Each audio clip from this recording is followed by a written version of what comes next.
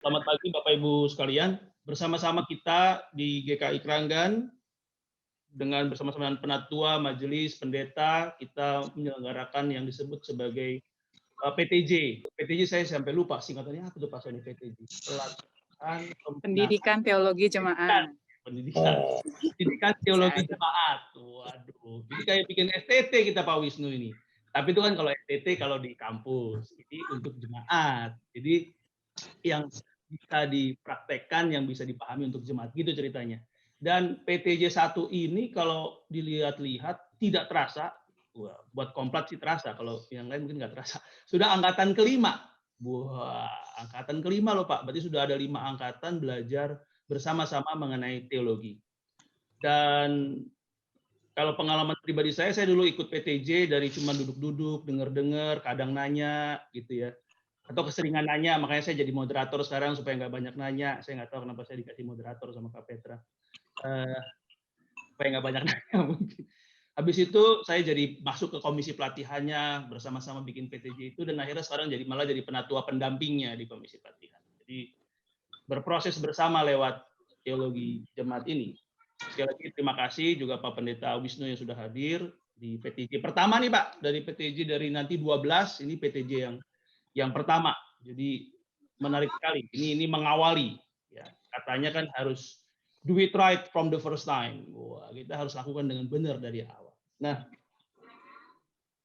sebelum kita nanti bernyanyi dan kita berdoa, saya mau sharing dulu Bapak Ibu soal 2 hal berhubungan dengan teologi ini. Pengalaman pribadi 1 minggu kemarin. Jadi gini Pak Pendeta Wisnu dan teman-teman sekalian. Nggak tahu tiba-tiba dalam suatu diskusi habis meeting di kantor, di meja makan gitu, saya ditanya sama salah satu rekan, Pak Stef, bedanya Katolik sama Protestan apa ya? Waduh, kalau dulu saya ditanya, saya bisa cerita macam-macam gitu. Tapi sekarang udah jadi penatua nih. Salah ngomong, salah pengajaran, repot juga kan. Jadinya hati-hati gitu. Maksudnya adalah ternyata dalam kehidupan ini hal-hal seperti itu tuh bisa muncul kapan saja. Habis ngomongin bisnis segala macam meeting, tiba-tiba makan siang sama-sama keluar itu pertanyaan. Siap nggak siap harus dijawab gitu kan. 4 kali 4, 16. Siap atau nggak siap harus dibalas kan gitu kayak pantun. Dan itu makanya pentingnya kita belajar bersama-sama saat ini. Itu pengalaman yang pertama Pak. Pengalaman yang kedua, ternyata setelah dengar-dengar beberapa khotbah itu, Protestan itu kalau dari sisi teologi itu kadang terlalu akal pikiran banget gitu. Jadi karena ada kering gitu. Terus ya karena saya senang dengar juga ortodok itu mereka ada yang disebut namanya teosis. Pengalaman berjumpa bersatu dengan Tuhan. Yang mungkin kadang di teologi Protestan itu kering gitu. Akan relasi seperti relasi yang kadang mistis dengan Allah. Bahkan kita dengar kata mistis pun sudah alergi. Wah, mistis tuh yang di Mandalika itu yang berdoa supaya jangan hujan. Padahal itu bukan mistis, itu namanya magis. Ada mitos, ada mistis, ada magis. Kita nggak ngerti, semua kita campur aduk. Pokoknya kalau udah bicara kayak gitu, itu bukan teologi Protestan, itu kagak bener. Jadi selalu pengalamannya intelektual, persetujuan akali, kognitif pikiran, pengalaman batin rohani menyatu dengan ilahi itu kurang. Semoga dengan di hari ini nanti Pak Wisnu bisa tunjukkan juga teologi Protestan itu tidak seperti itu. Tidak kering gitu, dan kaya akan pengalaman-pengalaman rohani. Nah, Bapak Ibu sekalian, bersama-sama kita sudah hadir Pak Pendeta Wisnu yang jauh-jauh dari New York. Meskipun sedang ada di New York, dia lahir di Purworejo dan ditabiskan di GKI Tegalrejo pada 11 Maret 2004, dan sejak mid 2008, tepatnya 1 Agustus 2008, ditugaskan oleh Sinode Gereja Kristen Indonesia Sinode Wilayah Jawa Tengah di LPPS. Saya baru tahu nih singkatannya, Lembaga Pembinaan dan Pengaderan Sinode GKJ dan GKI, Gereja Kristen Jawa dan Gereja Kristen Indonesia Sinode Wilayah Jawa Tengah. Pendidikan teologinya, gelar sarjana dan masternya, pasca sarjana di Fakultas Teologi UKDW. Oh, berarti ini sealma mater dengan pendeta kita nih Pak. Tiga-tiganya juga dari Duta Wacana. Menikah dengan Ibu Sri Arianti Kristianingsih. Berikutnya saya serahkan kepada Pak Pendeta Wisnu yang ada di New York untuk meneruskan. Silakan, Pak. Terima kasih Pak Stefanus. Selamat pagi sahabat-sahabat semua. Selamat pagi. Saya senang sekali berjumpa dengan sahabat-sahabat semua dari GKI Kranggan yang mengajak kita untuk mendalami satu bagian dari perjalanan kita hidup bersama Allah. Dan itu yang kita hayati sebagai berteologi, gitu ya. Kita mencoba untuk menghayati seperti apa dan bagaimana upaya kita merasakan anugerah Allah melalui upaya kita berteologi itu. Apakah sudah bisa dilihat ya untuk screen-nya ya? Oke. Ketika kita berbicara tentang teologi, apa itu? Sesungguhnya ini bukan sesuatu yang asing dalam hidup kita. Kita semua sebetulnya sehari-hari berteologi. Ketika di jalan kita bertemu dengan orang yang meminta-minta, kemudian dari situ kita bertanya dalam hati, sebetulnya apa maksud Tuhan sehingga aku berjumpa dengan orang itu? Dia sehari-hari di jalan menjadi peminta-minta. Apa maksud Allah buat saya? Pertanyaan apa maksud Allah ini sebetulnya adalah bagian dari kita berteologi. Ya. Atau misalnya ketika kita merenung-renung bersama dengan pasangan kita atau anak cucu kita, kita merenung-renung apa yang kita rasakan sehari-hari. Di saat kita sehat, di saat kita sakit, dan terutama biasanya pada waktu sakit, ya. Di saat sakit ada pergumulan batin. Kok bisa ya saya sakit? Sebetulnya sakit ini dari mana datangnya? Apakah ini karena kelalaian saya atau karena apa? Atau mungkin tindakan orang lain yang lalai sehingga saya terkena imbasnya. Dan sebetulnya mengapa kok Tuhan membuat saya saat ini sakit gitu ya? Apa maksud Tuhan buat saya? Adakah pekerjaan Tuhan yang tidak dinyatakan buat saya? Nah, ini sebetulnya sebuah pertanyaan kecil dan itu sangat dekat dengan hidup kita beriman kepada Allah. Dan proses itu kita hayati sebagai cara kita berteologi. Berteologi dalam arti teologi intrinsik. Teologi intrinsik itu adalah berteologi dalam kehidupan sehari-hari di luar studi teologi akademis di kampus. Kalau studi teologi akademis di kampus itu disebut sebagai teologi ekstrinsik, ya. Nah, ini secara terminologi begitu. Dan berbicara tentang teologi itu apa, maka kata ini mengajak kita untuk melihat ada dua kata. Ya. Kata yang pertama adalah theos. Theos ini dalam bahasa Yunani kita kenal sebagai kata yang bermaksud Allah, gitu ya. Ada Allah sebagai subjeknya. Dan yang kedua adalah logos. Ini artinya perkataan, ya, firman, wacana. Teologi, perkataan Allah, ya. Dan di situ kita menghayati subjek utamanya adalah Allah sendiri. Allah yang berfirman, Allah yang berkenan untuk menjadi manusia. Ini keunikan dari teologi Kristen adalah Allah yang menjadi manusia, firman yang tinggal di antara kita. Dan ini keunikan yang sangat mendasar. Ya. Saya pernah melihat di YouTube GKI Kranggan, ya, jadi Saya sering juga nonton loh YouTube-nya kayak Keranggan, ada pembinaan bersama Pendeta Yowas Adi Prasetya ya, tentang kemana hidup setelah mati kalau nggak salah ya. Itu saya sangat menikmati. Di situ secara implisit Pendeta Yowas mengajak kita untuk melihat makna mendasar dari hidup bersama Bapa, Anak, dan Roh Kudus. Disinilah siapakah Yesus itu kita hayati. Firman yang menjadi manusia. Dan di sini berarti ketika berbicara tentang teologi Kristen, kita menghayati Allah yang bertindak, Allah yang berprakarsa, Allah yang punya kehendak, Allah yang bertindak, Allah yang berprakarsa, Allah yang punya kehendak itu menyampaikan dirinya. Firman menjadi manusia dan tinggal di antara kita. Dan di sini Yesus Kristus, Tuhan kita, Ia yang adalah Allah, menggenapi perjanjian dari firman Allah yang ditulis dalam perjanjian lama untuk dihayati, untuk dimengerti.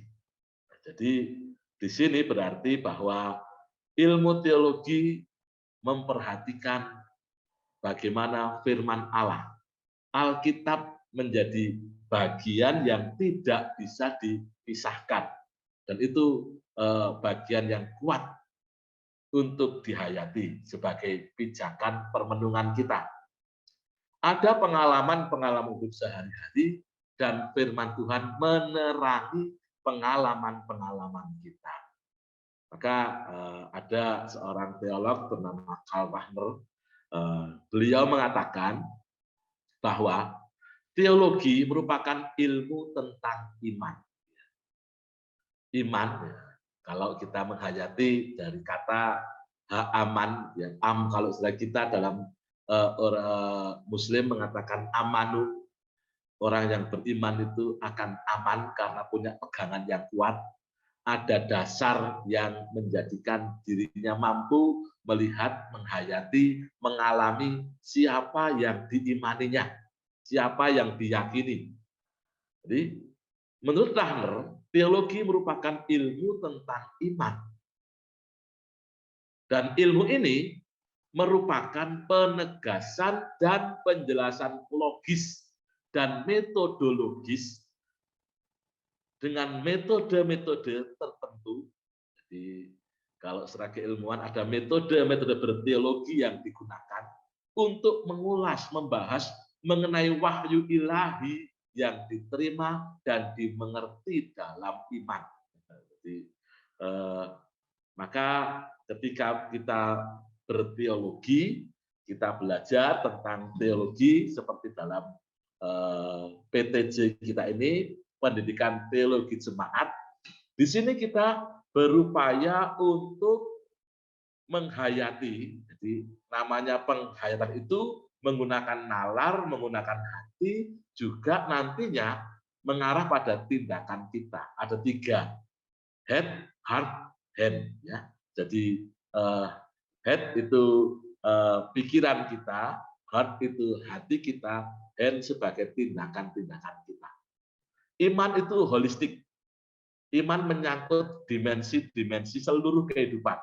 Bukan hanya soal hati, apalagi hanya perasaan. Kalau soal perasaan itu nanti jadi baper. Ya, kalau baper itu nanti kita mudah goncang.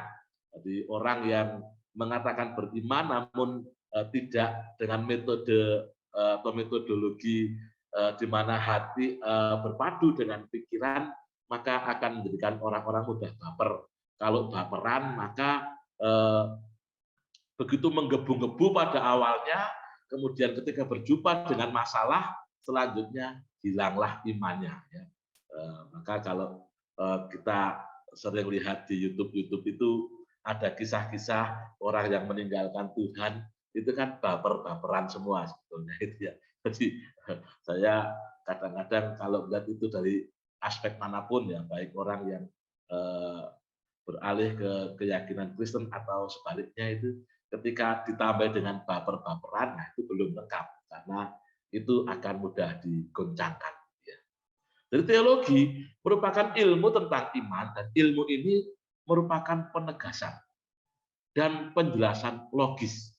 Logis itu artinya membutuhkan nalar kita. Nah, mungkin ada yang bertanya, kalau begitu apakah teologi sama dengan filsafat?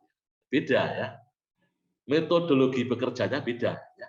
Nah, nanti akan coba kita lihat lebih dalam lagi. Kira-kira metodologinya di mana dan bagaimana semua juga saling membutuhkan ya.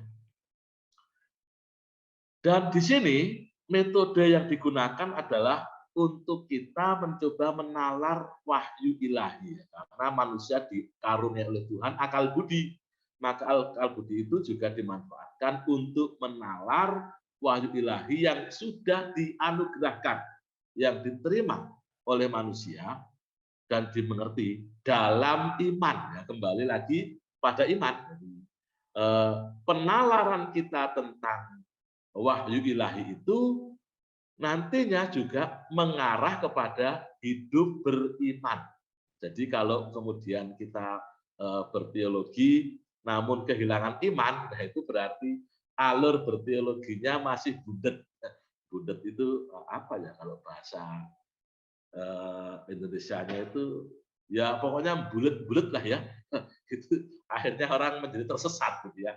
Itu berarti belum hidup dalam keutuhan dalam iman gitu ya. Dan ada dua teolog Indonesia, Pak Yulianus Muyao dan Drewes. Pak Drewes ini sebenarnya bukan orang Indonesia ya, beliau dari apa namanya Belanda ya, namun lama bekerja di Indonesia. Beliau pernah mengajar di STT Intim Makassar, di Duta Wacana, juga pernah mengajar di STT yang lain, ya. Bersama Pak Moyao menulis sebuah buku judulnya Apa Itu Teologi. Ya. Mereka berdua mendefinisikan begini, ilmu teologi adalah bidang studi ilmiah yang melayani gereja yang diutus ke dalam dunia dalam usahanya untuk memahami dan menghayati karya Allah sesuai dengan firman Allah yang hidup. Dan hal itu berarti bahwa ilmu teologi secara kritis meninjau praktik dan misi gereja tentang kebenaran firman Allah. Nah, jadi yang dikatakan oleh Pak Moyao, Pendeta Moyao dan Pak Drewes ini mengajak kita menghayati lebih dalam lagi bahwa ilmu teologi itu berarti yang pertama-tama karena sebagai ilmu di situ ada sisi keilmiahannya. Jadi dalam teologi eksplisit ya, berteologi eksplisit, berteologi secara akademis, di situ ada sisi ilmiahnya, ada metodologinya, di mana itu semua dalam rangka melayani gereja. Gereja yang apa? Gereja yang diutus ke dalam dunia. Jadi gereja dipanggil oleh Allah untuk mengerjakan misi Allah. Misi gereja bukanlah misi gereja itu sendiri, melainkan Allah yang menetapkan misi. Menetapkan misi bagi orang-orang percaya dalam perutusannya di tengah-tengah dunia ini. Jadi kita semua itu sebetulnya dipanggil oleh Allah untuk mengerjakan misi Allah. Dan misi Allah itu dikerjakan melalui berbagai profesi kita. Kalau kita seorang pengusaha, disitulah ladang misi kita. Kalau kita ini seorang pengajar, disitulah ladang misi kita. Kalau kita ini mengurus rumah tangga, itulah ladang misi kita. Misi kita di seluruh dunia ini. Kita diutus ke dalam dunia untuk mewartakan kabar baik. Jadi teologi itu untuk melayani gereja. dalam usahanya memahami dan menghayati karya Allah. Jadi kalau tadi seperti ditanyakan oleh temannya Pak Stefanus, apa bedanya teologi Protestan dan teologi Katolik, gitu ya. Di situ kadang-kadang kita dalam keraguan atau mau menjawab seperti apa gitu ya. Karena ya memang kadang-kadang perjumpaan kita itu sangat tipis, namun di sini juga ada perbedaannya. Ini usaha untuk memahami, untuk menghayati dan memahami apa yang Tuhan karyakan pada kita. Jadi karya Tuhan itu sangat besar. Firman Allah diberikan kepada kita supaya di situ kita hidup di dalamnya. Maka dalam berteologi itu pergaulan dengan firman Allah, dengan Alkitab menjadi tekanan yang tidak bisa dilepaskan. Kalau berteologi tanpa berpijak pada kitab suci, itu bukan berteologi Kristen.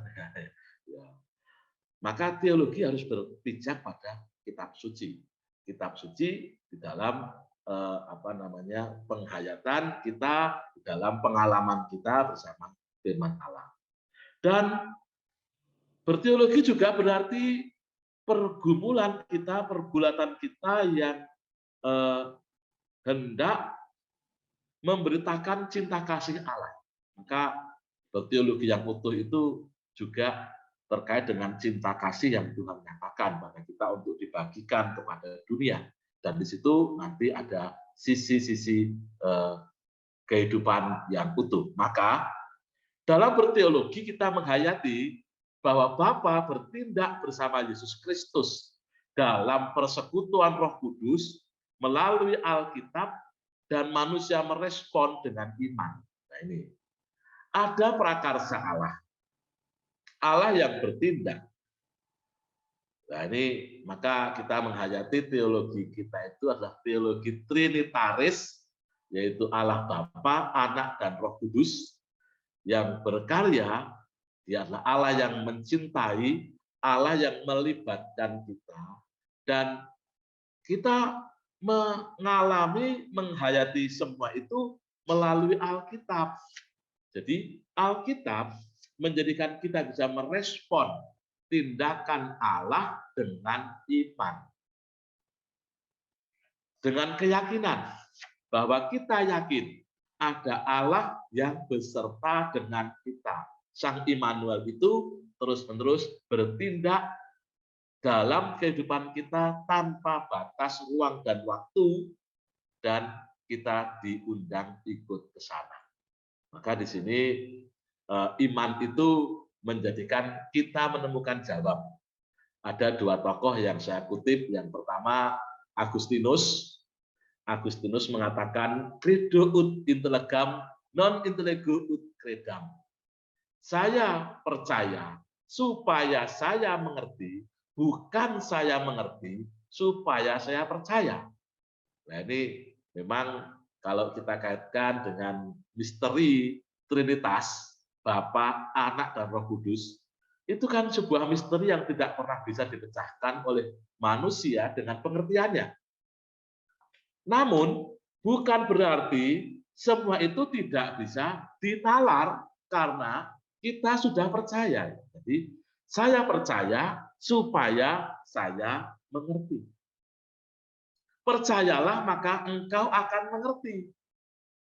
Percayalah bahwa Bapa, Anak, dan Roh Kudus itu Allah yang beserta dengan kita, maka engkau akan mengerti. Nah ini maka ada seorang anggota gereja, seorang pemuda yang memberikan kesaksian kepada saya, dan saya sangat bangga dengan kesaksian itu ketika pemuda ini ditanya oleh temannya, kamu ini kan orang Kristen. Orang Kristen itu kan triteistik, itu tuduhannya itu nggak jelas, masuk Allah kok ada anaknya. Terus ada tuduhan lagi, Roh Kudus itu kan Paulus. Jadi ada yang menuduh begitu. Jadi Allah Bapa itu Allah, Anak itu Yesus Kristus, Roh Kudus itu Paulus. Nah, pemuda di tempat saya melayani itu pada awalnya ya sempat bingung untuk menjawab. Namun kemudian pemuda itu mengatakan begini. Dia bercerita, saya pada awalnya bingung Pak mau jawab gimana.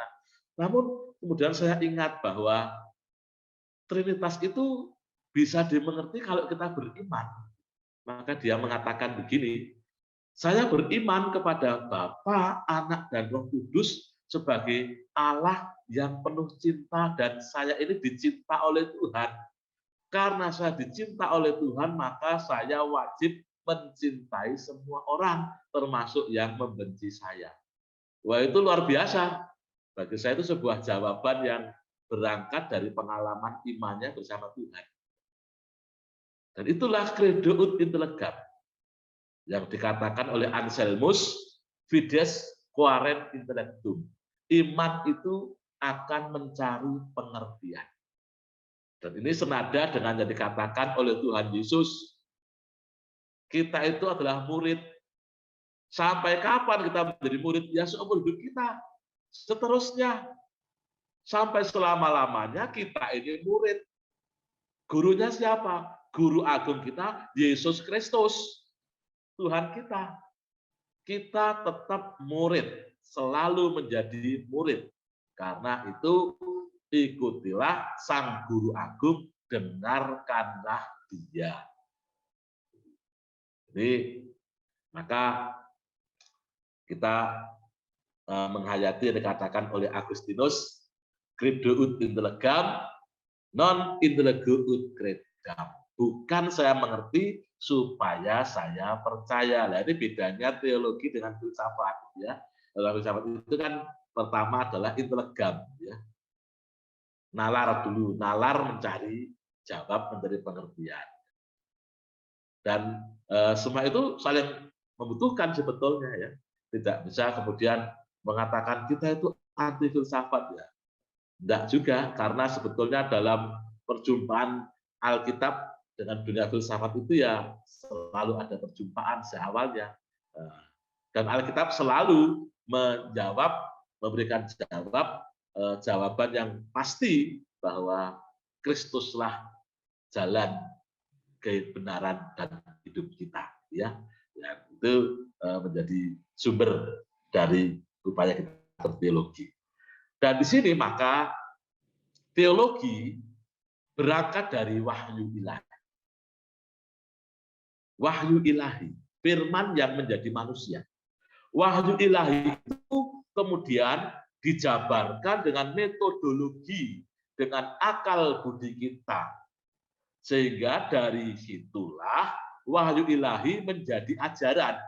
Kita mengenal adanya doktrin, dogma-dogma gereja, ajaran-ajaran gereja, itu adalah wahyu ilahi yang menjadi ajaran.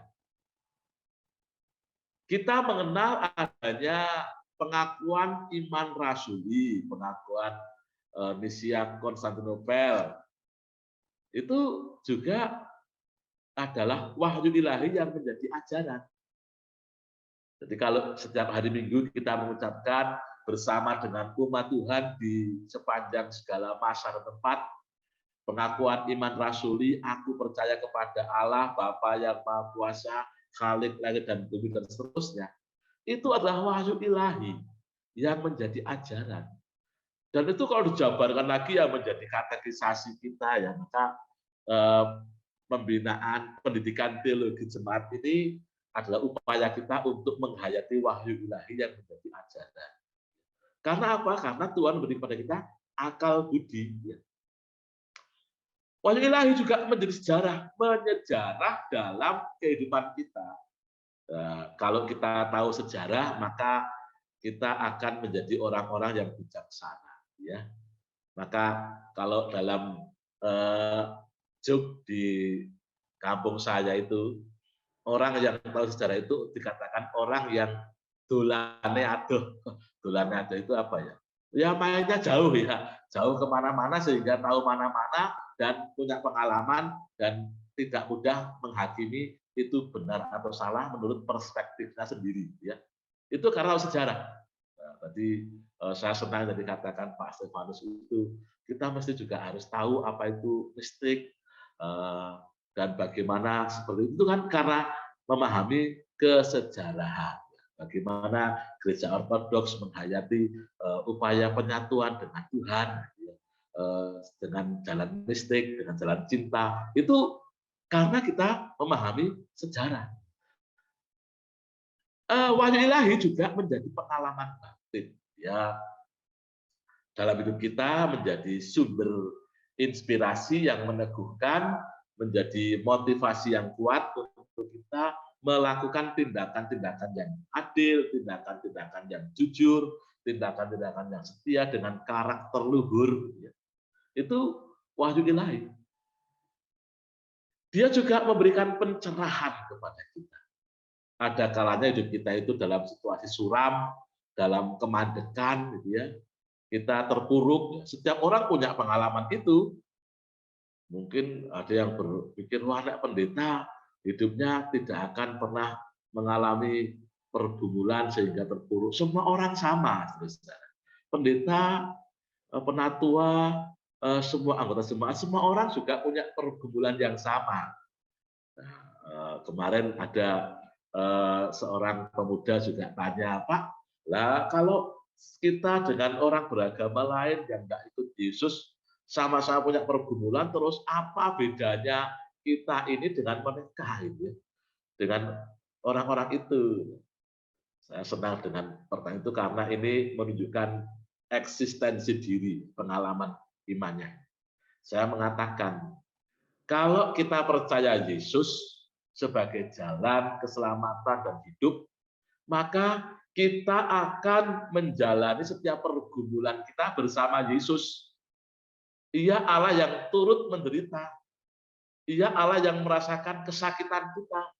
Ia Allah yang sangat mengerti dengan kita. Kalau Allah begitu mengerti, Allah begitu peduli, maka dalam kita menjalani hidup yang penuh dengan pergulatan, penuh pergumulan ini, pasti akan lebih bijaksana dalam menentukan arah dan tujuan hidup ke depan.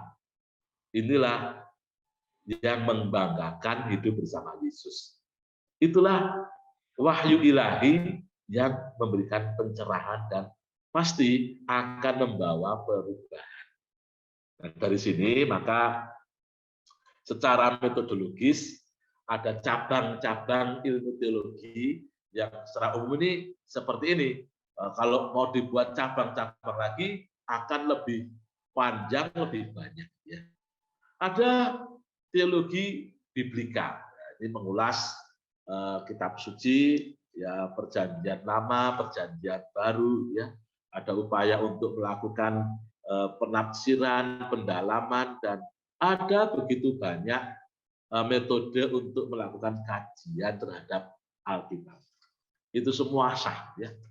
Setiap orang memiliki metodenya masing-masing dalam menghayati kitab suci, ya. Dan ini harus dihormati. Kita harus menghormati perbedaan-perbedaan itu. Kalau kita berteologi dengan ramah, kita akan menghormati yang berbeda dengan kita. Nah, itulah upaya kita untuk mewujudkan cinta. Karena kita dicinta, maka di tengah perbedaan-perbedaan berteologi, ya kita harus hormati. Ya. Cara menafsir para pendeta di Reform Injili ya tentu berbeda dengan cara menafsir di gereja Pentakosta Karismatik, cara menafsir di gereja-gereja Calvinis, karena masing-masing punya tradisinya sendiri dalam membaca kitab suci. Itu harus dihormati. Kita tidak boleh mengatakan akulah yang paling benar, itu tidak boleh, itu harus dihindari. Kalau mengatakan akulah yang paling benar itu justru Tuhan Yesus saya kira akan mengatakan jangan begitu. Tuhan akan katakan kamu sama-sama muridku, mengapa harus saling mengklaim mana yang paling benar? Ya, kalau tujuannya untuk mencintai Yesus dalam persekutuan Bapa dan Roh Kudus, ya semua itu baik adanya. Ya, mesti saling menghormati, menghargai, dan mencintai caramu masing-masing. Jadi itu ada historika ya, historika itu kita menghayati bagaimana sejarah kesejarahan ya. Dan dalam hal ini maka teologi historika itu mengajak kita untuk menggumuli, untuk mendalami bagaimana proses berjalannya gereja, bagaimana perjalanan iman kita dari masa ke masa. Di situ Allah terus bertindak, Allah terus berkarya, Allah ada dalam sejarah hidup manusia. Dan dalam bidang ini kita mempelajari bagaimana masa lampau ya, itu punya makna buat kita. Jadi kalau kita berbicara tentang historis, bukan berarti sekadar menghafal tahun-tahun yang sudah terjadi dengan peristiwa-peristiwanya, bukan, tapi apa makna di balik itu? Apa hikmah yang bisa diambil di balik historisitas itu?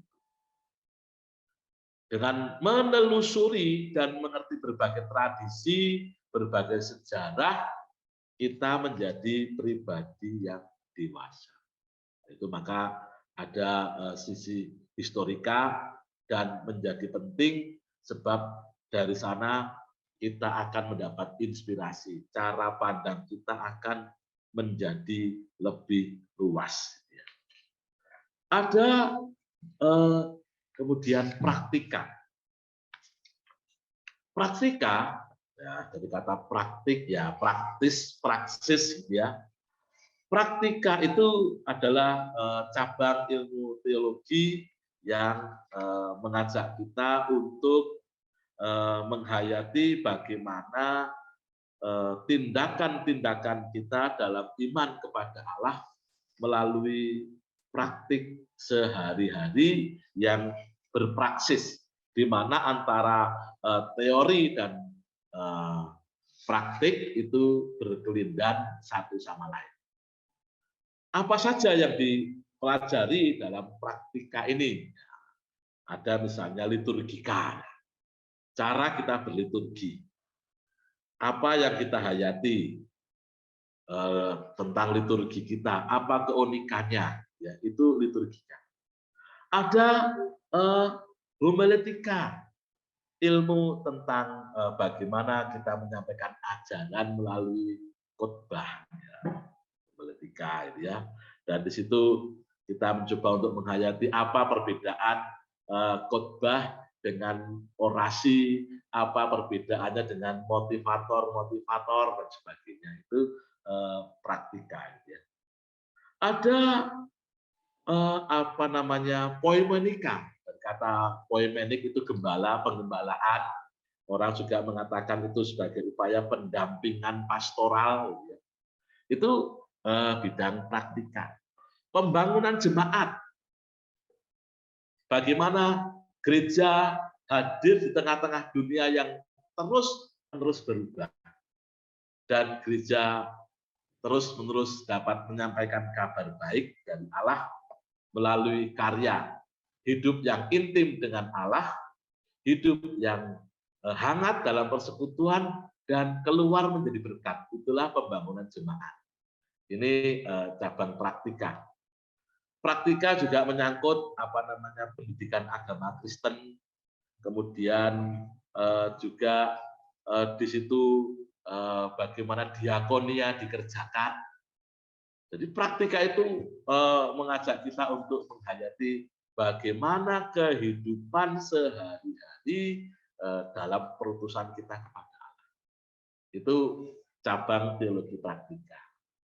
Ada cabang lagi namanya sistematika. Kata sistematika itu erat kaitannya dengan kata sistem. sistem sebagai perangkat dan unsur-unsur yang membentuk totalitas dalam karya kita menghayati cinta kasih Allah. Di sistematika itu ada dogmatika. Dogmatika itu adalah bagaimana kita belajar tentang doktrin-doktrin yang diajarkan sejak dari bapak-bapak gereja kita hingga saat ini. Di situ juga ada upaya kita mengembangkan sisi etika dan kita menghayati semua itu. Dan sekarang ini di Indonesia ilmu teologi dalam ranah akademis oleh Dikti itu dikenal dengan filsafat keilahian. Jadi tadi saya katakan bahwa filsafat itu menekankan pada akal budi dan mencintai hikmat, itu semua coba digunakan untuk menganalisis pemahaman kita tentang wahyu ilahi itu. Dan ini akan membuat ketajaman dari analisis kita, sehingga semakin tajam kita berteologi, maka diharapkan semakin kita menemukan nikmat dan cinta kepada Tuhan yang mencintai kita.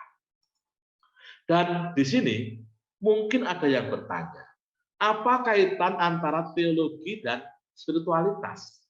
Kalau tadi dikatakan bahwa teologi itu sangat menekankan dengan nalar kita dengan akal budi kita, nah bagaimana dan seperti apa kaitannya dengan spiritualitas?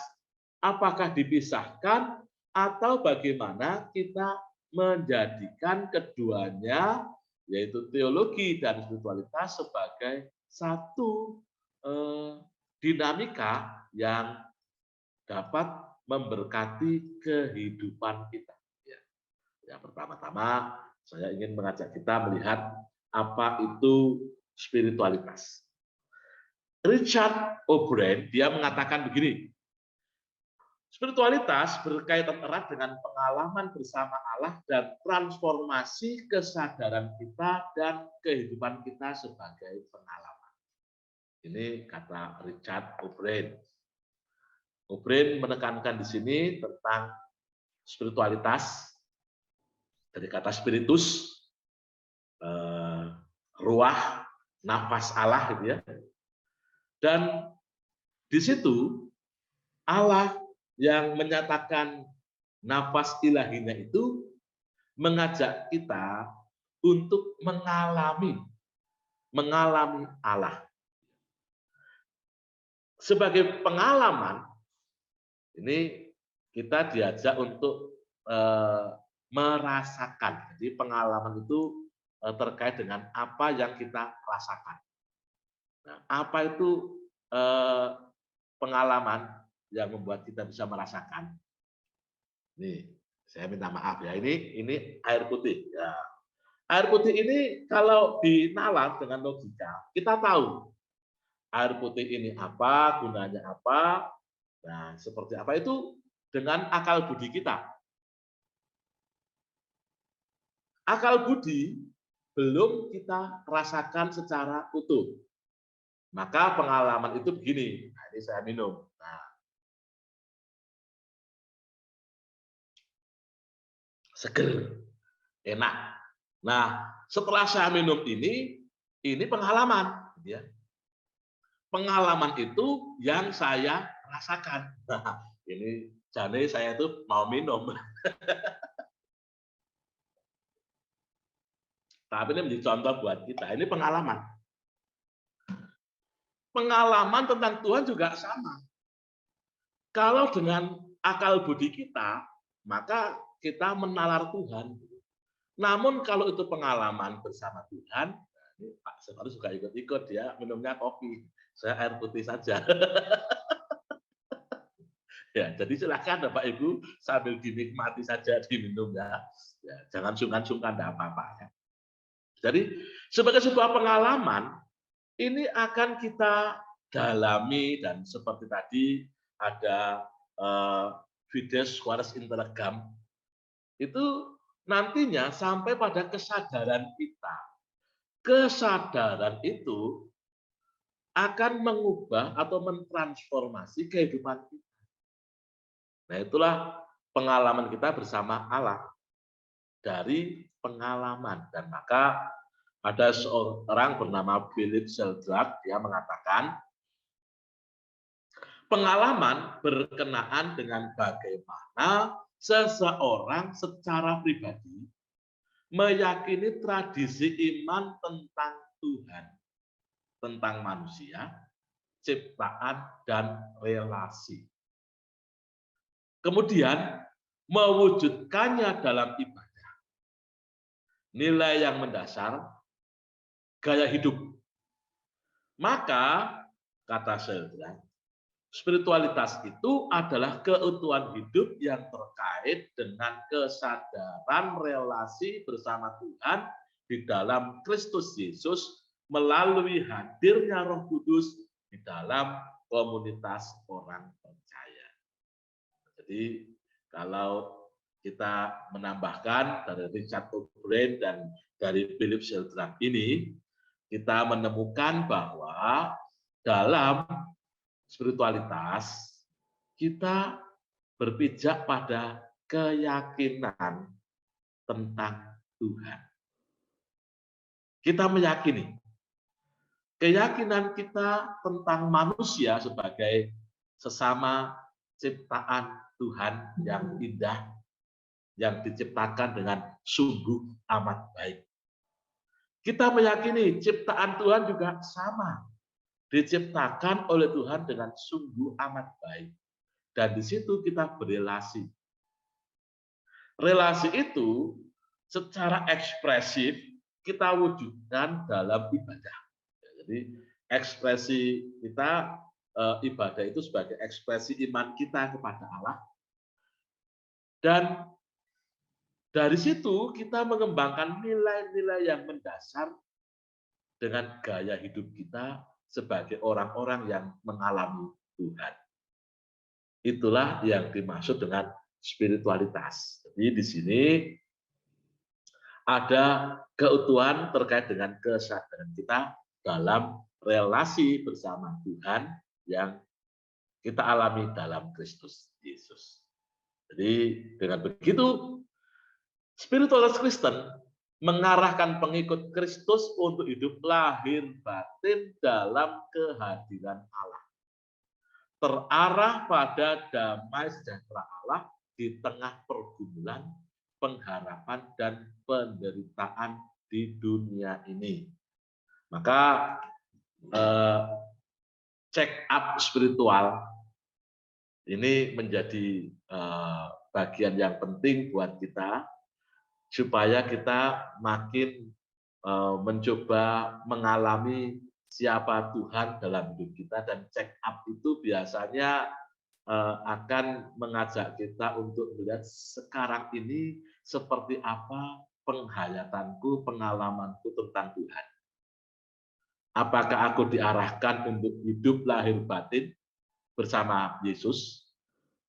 Apakah di tengah pergumulan, di tengah penderitaan ini, aku makin setia atau kehilangan kesetiaanku kepada Dia? Di tengah-tengah pertanyaan-pertanyaan terkait dengan imanku kepada Dia, apakah aku makin mencintai Yesus atau meninggalkan Dia? Di tengah-tengah pergumulan hidup sehari-hari, apakah aku punya pengharapan dan apakah damai sejahtera Allah itu menjadi pandu dalam hidupku? Ya, jadi dalam spiritualitas itu setiap pengikut Yesus diharapkan supaya lahir batinnya terarah pada damai sejahtera Allah. Kalau orang itu hidupnya dipenuhi damai sejahtera, di tengah segala keadaan apapun, dia akan terus bertahan. Dia akan terus hidup. Dia akan berkembang, bukan sebaliknya. Nah, inilah yang dimaksud dengan spiritualitas. Jadi, kalau kita melihat tadi dalam teologi itu, pijakannya pada akal budi kita, dalam spiritualitas itu pengalaman kita. Dan di sini, saudara, kata pengajar di Fakultas Teologi Duta Wacana, namanya Pendeta Stefanus Christian Haryono. Beliau ini orang yang mendalami spiritualitas, ya,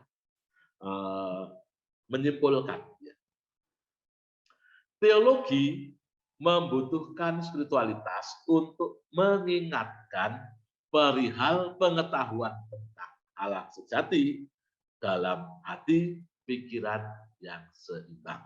Ya, jadi teologi yang berpijak pada akal budi itu butuh spiritualitas supaya tidak menjadi kering. Ya, tadi dikatakan oleh Pak Stefanus, kadang-kadang ada orang berpikir kok imannya kering, ya, karena apa? Karena tahu tentang Allah namun kurang mengalami Allah. Ya. Sebaliknya, spiritualitas membutuhkan teologi, sebab tanpa teologi, spiritualitas akan menjadi pengalaman yang sangat personal, dan itu hanya perasaan belaka. Jadi, maka kalau kita mungkin melihat khotbah-khotbah dari saudara kita yang mengatakan saya pergi ke neraka berkali-kali, pulang pergi. Ya, itu pengalaman beliau, ya. Kita tidak bisa salahkan, ya. Itu pengalamannya, masa saya mengatakan salah kamu. Kalau dia betul-betul begitu, ya. Namun kita bisa mengkritisi secara teologis. Itulah maka spiritualitas membutuhkan teologi supaya bisa menjadi sarana untuk mengkritisinya. Dan ingat, mengkritisi itu bukan bertujuan untuk menyalahkan atau membenarkan. Itu untuk kita. Bagi saya, mengkritisi itu supaya saya sendiri semakin mengalami Tuhan dalam hidup secara utuh. Dan pengalamanku tentang Tuhan itu bisa dibagikan kepada orang lain menjadi berkat. Jadi teologi dan spiritualitas itu saling berkaitan satu sama lain supaya iman kita kepada Allah tidak kering. Iman terus menjadi hidup. Iman makin punya makna. Iman makin memberkati kehidupan. Ini maka teologi membutuhkan spiritualitas. Dan kalau kita kembali pada cara berteologi, ya, sampai sekarang ini kan kita mengenal ada banyak mazhab, dan itu terkait dengan cara pandang, cara menghayati kita tentang Alkitab yang pada akhirnya nantinya menjadikan perbedaan. Kalau kita berjumpa dengan kita, ada yang karismatik, ada Pentakosta, ada Reform Injili, ada Katolik, ada Ortodok, macam-macam, ya. Sebetulnya semua dari satu aliran yang sama, dari Bapa, Anak, dan Roh Kudus. Nah, dari satu aliran yang sama itu kemudian muncullah cara orang menalar, cara orang menghayati. Dan itulah yang disebut dengan mazhab. Pada awalnya ada dua mazhab besar, ya, dan itu sampai sekarang juga terus beranak pinak, gitu, ya. Ada mazhab yang pertama, itu mazhab namanya mazhab Alexandria. Jadi, mazhab Alexandria itu tokohnya disebut Philo. Ya, Philo itu seorang Yahudi dari Alexandria. Dia itu wafat sekitar tahun 50 Masehi. Nah, Philo memahami Alkitab dengan metode alegoris. Ini bukan algoris, ya, kurang huruf E, maaf, ya. Alegoris. Alegoris itu artinya mencoba memaknai. Setiap teks dalam Alkitab itu harus dimaknai secara rohani. Nah, ini mazhab alegoris. Dan itu semua menjadi cara Philo menafsirkan Alkitab. Misalnya apa? Misalnya kisah orang Samaria yang murah hati. Kemudian orang Samaria itu menggunakan keledai menaikkan korban perampokan itu ke atas keledai. Nah, keledainya itu juga harus dimanis sama rohani. Apa makna keledainya itu? Nah, itu jadi mencoba mencari dan merohanikan segala sesuatu dalam Alkitab. Apakah itu salah ya? Kembali saya katakan, segala sesuatu itu tidak ada yang salah. Hanya kalau semua itu kebablasan, ya berlebihan, ya menjadi tidak pas gitu ya. Seperti juga dalam mazhab Antioquia. Mazhab Antioquia itu memahami Alkitab dengan memikirkan konteks, waktu, tempat, situasi, dan historisitas. Tokohnya yang terkenal Yohanes Chrysostomus. Ini dua mazhab besar yang kemudian beranak pinak sampai sekarang ini. Jadi ada banyak mazhab-mazhab. Kembali kalau dikatakan apakah itu salah ya, saya katakan bagi saya sendiri selalu melihat dengan moderat. Semua itu memiliki konteksnya masing-masing. Maka semua akan baik kalau digunakan dengan dosis yang tepat. Ya semua itu kalau dosisnya tepat itu baik. Nasi itu kan sesuatu yang baik kalau itu dimakan dengan dosis yang tepat. Kalau saya sendiri makan nasi berlebihan ya maka akan membuat tubuh saya kelebihan karbo ya, maka akan membuat tubuh saya rusak. Air putih juga sama. Air putih itu kalau diminum overdosis ya membuat perut kembung ya. Tidak sehat. Semuanya itu kalau overdosis itu tidak akan baik. Obat itu kan harus digunakan dengan dosisnya. Kalau obat overdosis ya kita menjadi mabuk. Nah, kalau orang mabuk agama, ya karena apa? Overdosis itu. Jadi saudara ya kita semua mesti juga dalam kerangka yang proporsional. Kita pengkhotbah itu saya lupa di mana itu juga ada yang mengatakan bahwa beriman pun ya harus dengan secara cukup gitu ya. Artinya semua itu ya yang cukup saja.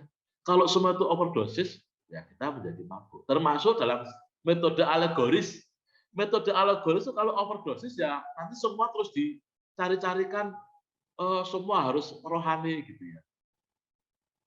Malah menjadi tidak tepat. Ya. Demikian juga dengan metode historis. Kalau kemudian semua itu mengharuskan seperti itu, orang akan mengalami kekeringan, kering spiritualitasnya. Ini dua mazhab yang sampai sekarang ini terus ada dan digunakan oleh pengikut-pengikut Yesus dan semua bertumbuh kembang. Nah, dalam perkembangannya, teologi itu juga selaras dengan perkembangan sejarah. Jadi teologi itu sangat terkait dengan konteks di mana umat Allah berada. Maka ini dalam pembagiannya kira-kira seperti ini. Yang pertama tahun 100 sampai tahun 600 Masehi. Ya, ini teologi disebut teologi Bapak-Bapak Rasuli. Jadi dua mazhab besar itu muncul di situ ya, karena di zaman-zaman para Bapak-Bapak Rasuli. Ya. Pada masa ini pergulatannya juga ada, kanonisasi Alkitab misalnya. Jadi kalau kita membaca Alkitab Perjanjian Lama, Perjanjian Baru itu kanonisasi kan pada masa ini. Pergulatannya seperti itu. Kemudian pergulatan antara dua mazhab Antioquia dan Alexandria juga menjadi pergulatan yang tidak mudah. Kalau kita membaca sejarahnya pada waktu itu untuk menentukan kapan Paskah, kemudian Jumat Agung itu seperti apa, bagaimana pergulatan liturgis tentang pertobatan, itu pada masa-masa itu. Jadi ini menjadi dasar pada kita semua bagaimana perumusan gereja. Pada waktu itu juga gereja berjumpa dengan peristiwa sebelumnya ditolak umat Tuhan dalam penderitaan, namun sekitar tahun 300 gereja diterima sebagai gereja negara. Ini juga teologi yang berkembang pada masa itu. Jadi di zaman Bapak Rasuli. Kemudian tahun 600 sampai tahun 1500 kita masuki abad pertengahan.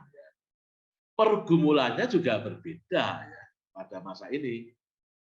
Pada abad-abad pertengahan ini kan ada pergulatan-pergulatan yang besar, bagaimana ketika gereja lekat dengan politik, itu karena gereja menjadi Kristen menjadi agama negara, dan kemudian negara sangat lekat dengan gereja, maka pergulatannya bagaimana situasi pada waktu itu, karena misalnya Kekaisaran Roma yang mengalami krisis dan itu juga mengaruhi kehidupan gereja.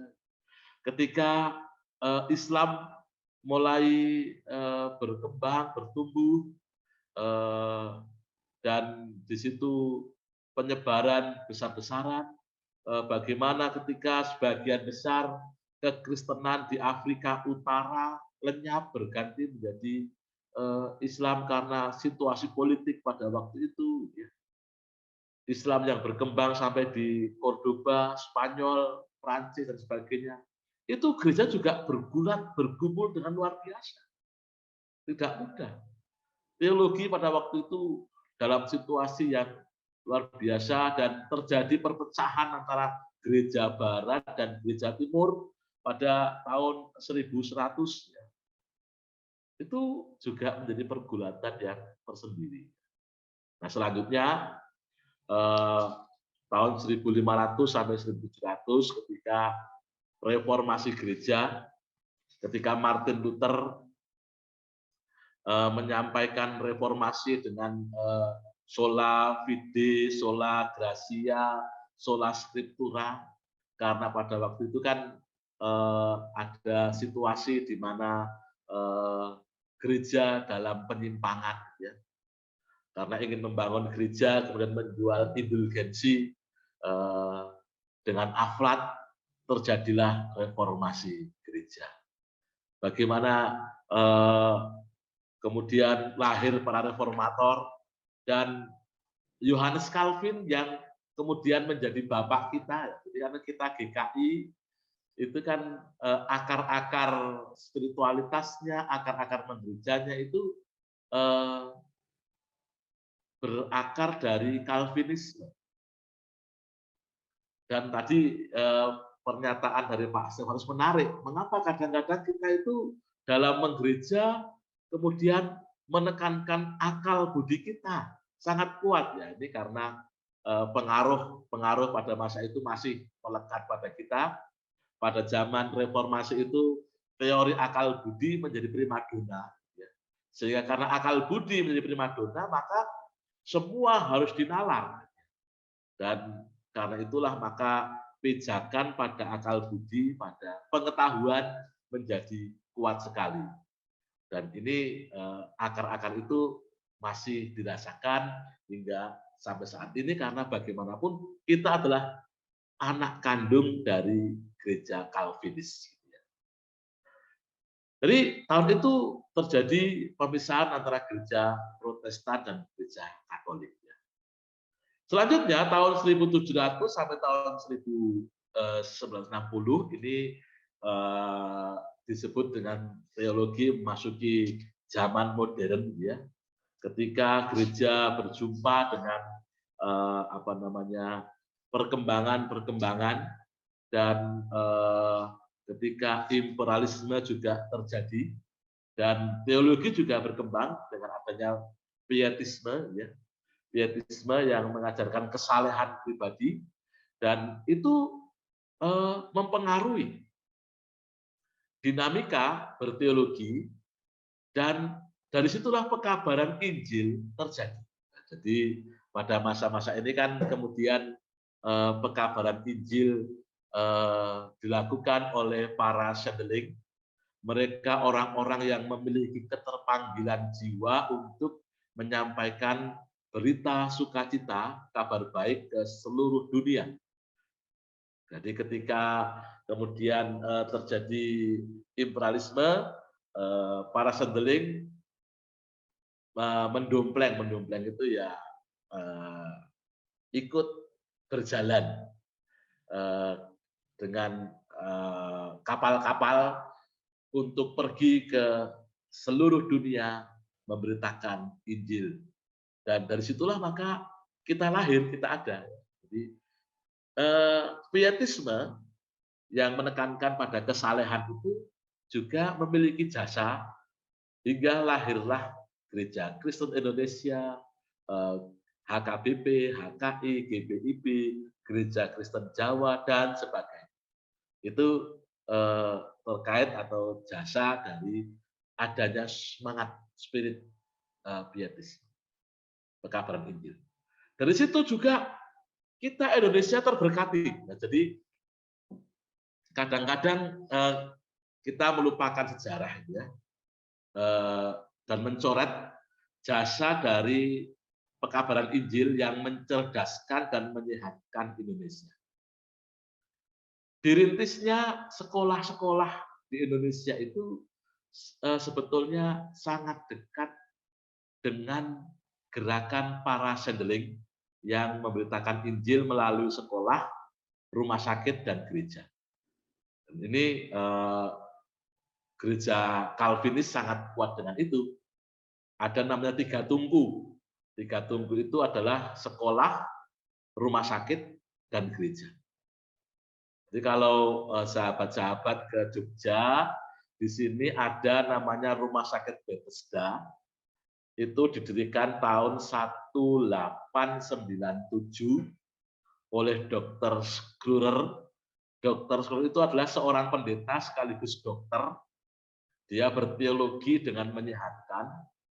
Jadi pada waktu itu beliau mendirikan poliklinik di Jogja, kemudian berkembang menjadi Rumah Sakit Petronella, kemudian oleh Sultan Hamengkubuwono ke-7 diberi tanah supaya dikembangkan menjadi rumah sakit untuk masyarakat dengan nama Rumah Sakit Dokter Tulung. Itu Rumah Sakit Dokter Tulung itu artinya rumah sakit untuk memberi pertolongan, tahun 1897 oleh Dr. Scrurer. Dan dari situ kemudian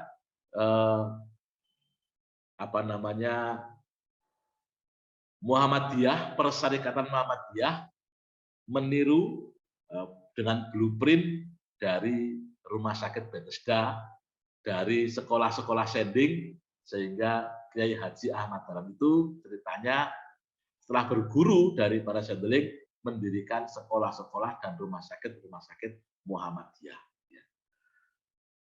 Dan rumah sakit Kristen di Jawa Tengah ini, nanti saya cerita ya, terkait dengan teologi pada masa itu. Rumah sakit Kristen seperti di Solo, di Klaten, di Kebumen, di Wonosobo, di Magelang, di Purwokerto, itu kemudian oleh pemerintah diminta tahun 1947, tahun 1948, karena pemerintah merasa membutuhkan rumah sakit untuk melayani masyarakat yang pada waktu itu sebetulnya sudah dimiliki oleh sendeling oleh gereja-gereja, dan pemerintah mengatakan membutuhkan hal itu untuk pelayanan pada masyarakat. Gereja menyerahkan dengan mempersembahkan rumah sakit itu kepada negara. Jadi Teologi pada waktu itu adalah teologi yang mengajak orang untuk bertindak, untuk bergerak, mewartakan kabar baik dengan berbagai bentuk. Jadi sekolah, rumah sakit, gereja, hadir di tengah-tengah masyarakat yang berupaya menolong. Sehingga kalau kita melihat sebetulnya siapa yang mencerdaskan, yang menyehatkan Indonesia, salah satunya adalah gereja. Gereja turut hadir mencerdaskan dan menyehatkan. Nah, selanjutnya perkembangan teologi dari tahun 1960 sampai sekarang ini, ilmu teologi berkembang di dunia ketiga. Kemudian Gereja Katolik ada Konsili Vatikan tahun 1962 dan ini mengubah eksklusivisme Gereja Katolik menjadi terbuka sehingga dialog dengan Gereja Protestan dijalin dan terjalin sampai sekarang ini. Kita bersyukur karena Konsili Vatikan kedua itu menjadi pintu terbukanya dialog. Kalau sebelumnya antara Protestan dan Katolik itu vis-a-vis bertentangan, hebat ya. Mulai saat itu dialog-dialog mulai dibuka, mulai dilakukan. Dan kita bersyukur semoga ini menjadi gerakan ke depan yang menyatukan gereja seperti doa Tuhan Yesus. Biarkan mereka menjadi satu sama seperti aku dan Bapa adalah satu. Juga muncul teologi pembebasan. Muncul pemikiran teologi dan kemiskinan. Muncul perjumpaan dengan agama-agama lain, teologi religium. Muncul gerakan Pentakostal, gerakan karismatik, gerakan evangelikal, gerakan ekoteologi untuk kembali kepada ciptaan, kepedulian ciptaan, memulihkan ciptaan sebagai panggilan misi gereja, teologi ekumenikal. Ini teologi yang terus berkembang. Nah, dari sini sebetulnya kita perlu mensyukuri anugerah kepelbagian itu. Anugerah kepelbagian itu perlu kita sambut dengan keterbukaan tanpa perlu takut ya, dan menjadi eksklusif. Kalau kita menjadi eksklusif itu malah kita tidak saling memberkati. Kita perlu terbuka dan bagaimanapun kita itu tidak ada satu aliran pun yang murni tidak ada. Semua itu sebetulnya saling belajar. Maka saya sendiri Wisnu Sabto Nugroho ya, saya sebagai seorang pendeta GKI yang belajar ilmu teologi di Duta Wacana, saya berjumpa dengan banyak pengalaman. Wisnu Sabto Nugroho berjumpa dengan teologi Katolik karena punya banyak teman romo dan belajar dari gereja Katolik. Wisnu Sabto Nugroho yang berjumpa dengan teman-teman dari gereja Ortodok. Wisnu Sabto Nugroho yang berjumpa dengan teman-teman evangelikal dan karismatik. Wisnu Sabto Nugroho yang belajar dengan teman-teman dari gereja-gereja lain, dari agama-agama lain. Nah, inilah yang perlu untuk dirayakan. Nah, bagi saya sendiri, saya merayakan hal itu. Sekalipun gereja saya adalah Gereja Kristen Indonesia yang lahir dari Calvinisme, bukan berarti kemudian Wisnu Sabto Nugroho itu harus murni Calvin. Ya enggak ya, karena Calvin itu kan sudah tahun 1500 yang lalu. Kalau Calvin hidup sekarang, saya yakin dia akan mengajarkan arti berteologi secara proaktif dan progresif. Nah, jadi saya yakin itu. Mungkin kalau Calvin ada sekarang ini, dia akan menciptakan nyanyian rohani rap. Nah, karena pada waktu itu dia itu menciptakan nyanyian rohani populer di zamannya. Jadi jangan dipikir kalau nyanyian yang kita nyanyikan sekarang ini yang itu bukan nyanyian populer. Pada masanya itu lagu populer. Nyanyian populer yang berkembang di tengah masyarakat dan kemudian memberkati, ya, menjadi berkat. Gitu. Nah, kalau kita mengagung-agungkan zaman dulu, nah, ini malah kita harus introspeksi diri. Kita itu hidup sekarang. kita bukan manusia zaman dulu. Ya. Bahwa kita punya sejarah di masa lalu, ya benar. Namun ingat, kita itu hidupnya ke depan, bukan ke belakang. Adanya spion itu kan kecil, kaca yang kecil. Itu kan untuk melihat ke belakang, itu yang kecil. Jadi kalau mobil itu ada kaca spion, ada kaca mobil depan, kaca yang besar itu untuk melihat ke depan. Kaca yang kecil, namanya spion, itu untuk melihat ke belakang. Itu sama-sama dibutuhkan. Namun ingat, porsinya yang mana. Ya. Jadi kita tidak usah mengambil yang besar untuk menjadi spion, untuk ke belakang, tidak bisa melihat yang kecil untuk ke depan, itu namanya mengintip. Nah, itu malah kita tidak melihat ke depan. Jadi itulah perkembangan teologi. Dan di sini, saudara, kalau kita menghayatinya, maka teologi itu berkaitan dengan komunitas. Komunitas umat beriman adalah pelaku berteologi. Kita berteologi, semua berteologi. Iman hidup dan dikembangkan dalam komunitas tempat. Jadi kita di GKI Kranggan, kita juga punya pergumulan, kita punya pergulatan, disinilah kita berteologi. Bahasa komunitas adalah bahasa berteologi itu sendiri. Para anggota komunitas bisa jadi bukan berlatar belakang pendidikan teologi, namun dapat merefleksikan pengalaman dalam perakiman sehingga hidupnya menjadi kesaksian yang bermakna. Dan ini kalau menurut Pendeta Profesor Dimas Adi Prasetya disebut sebagai profleksi kita. Setelah kita melihat ke belakang dengan refleksi, kita berprofleksi melihat ke depan. Apa itu? Yaitu menjadi kesaksian yang bermakna. Jadi saya senang sekali bersyukur berjumpa sahabat-sahabat dari GKI Kranggan karena membuka ruang-ruang seperti ini, dan ruang-ruang ini terbuka untuk banyak orang.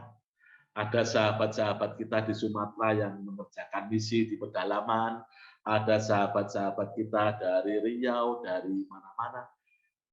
Ini upaya kita untuk menghayati, untuk mengembangkan cara kita berteologi.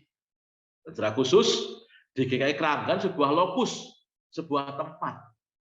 Jadi sebagai lokus, sebagai tempat untuk berefleksi bersama, ya di situ tentu ada pola-pola, ada aturannya, ada aturan main bersama. Ya, itulah yang juga perlu dipatuhi bersama. Tapi kerangka kita berteologi di GKI Kranggan, ya maka apa yang kita hidupi di sini, ini yang kita hormati. Bahwa kita menghormati teologi-teologi yang lain, namun di sini kita tetap berpijak pada apa yang menjadi keunikan kita. Jadi di GKI Kranggan kita menghayati seperti apa? Seperti GKI Jabar. Berteologi seperti GKI Jabar. Itu harus dihormati. Kita dilarang ya untuk kemudian menjelek-jelekkan kita sendiri. Nah, itu kalau kita ada di GKI Kranggan kok malah kita menjelek-jelekkan diri kita sendiri, ya kita sama dengan menampar wajah kita sendiri. Ya itu tidak boleh. Kalau kita di sini, kita harus menghormati. Dan kita juga tidak boleh menjelek-jelekkan yang lain. Kita harus menghormati yang lain, karena yang lain juga punya keunikan. Dalam iklim yang saling menghormati itu, maka komunitas kita menjadi sehat untuk berteologi. Teologi yang kita kembangkan, teologi cinta kasih, bukan teologi permusuhan dan kebencian. Jadi ini penting. Narasi-narasi kasih, cinta menjadi kunci kita berteologi. Dan begitu, maka berteologi akan membuat kita terbuka pada gerak Allah yang memerdekakan. Orang beriman yang sudah berpuas diri dengan pemikiran tentang imannya akan menutup gerak Allah dalam hidupnya. Sebab apa? Sebab Sang Immanuel, Allah yang beserta kita sepanjang masa itu, ada benar-benar bersama kita. Maka refleksikan Dia yang hadir dalam segala kemungkinan. Di dalam terang Allah, firman Allah yang hidup dan memerdekakan kita. Jadi kalau kita berteologi, Ini untuk memerdekakan kita, bukan untuk mengungkung kita. Makin kita terbuka, kita akan makin mengalami mukjizat. Nah, saya yakin ya, mukjizat itu dialami karena cinta. Kalau kita kembali pada Alkitab, kisah-kisah tentang keajaiban-keajaiban itu diawali karena cinta dan percaya. Cinta dan percaya menjadikan kita akan mengalami. Dan itu mesti dikembangkan dengan gerak kita bersama Allah yang memerdekakan kita. Kita terbuka pada Allah. Ia punya banyak kemungkinan-kemungkinan. Ini berarti menjadikan kita untuk mengalami hal ini seperti yang dikatakan dalam firman Tuhan, damai sejahtera Allah yang melampaui segala akal akan memelihara hati dan pikiranmu dalam Kristus Yesus. Jadi akhirnya saudara-saudara, semua yang benar, semua yang mulia, semua yang suci, semua yang adil, semua yang suci, semua yang manis, semua yang sudah didengar, semua yang disebut kebajikan dan patut dipuji, pikirkanlah semuanya itu.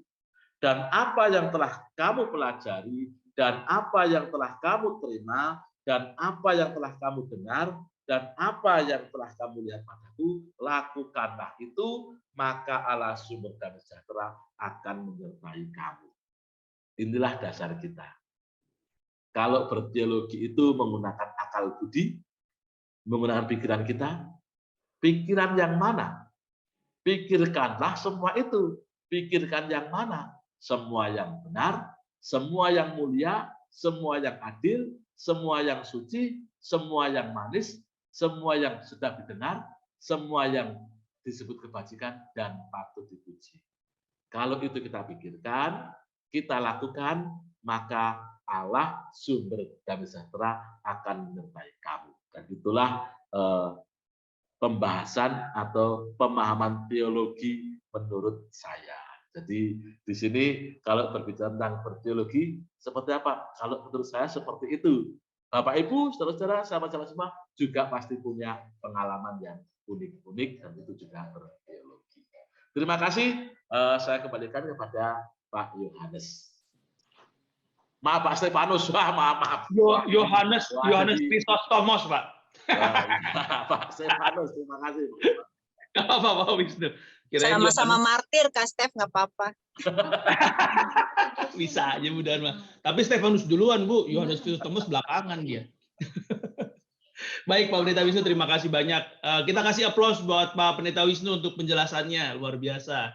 Banyak kita dicerahkan pada saat ini ya. Kita kasih aplaus dulu. Aplausnya digital ya, Pak. Pakai ketok-ketok, pakai tepok-tepok. Ya.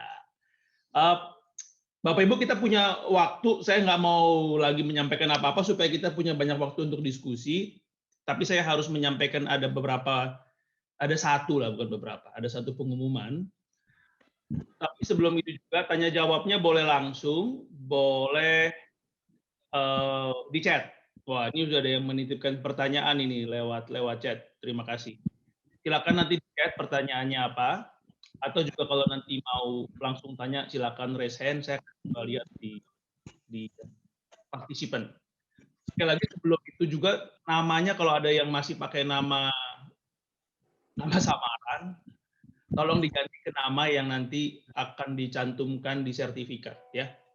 Ini sertifikatnya nanti bisa dikonvert jadi sertifikat tanah nanti sama Pak Jokowi ya. Jadi tolong namanya benar. Baik. Pengumumannya kayak ini.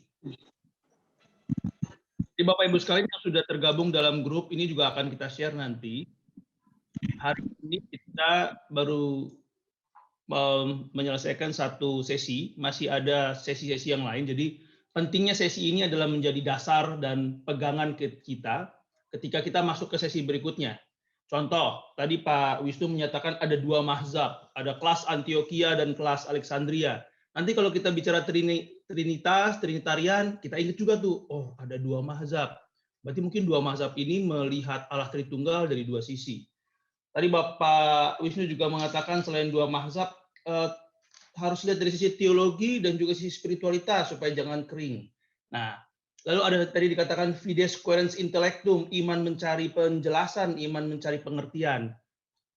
Hal-hal itu supaya jadi pegangan kita ketika kita masuk ke topik-topik berikutnya.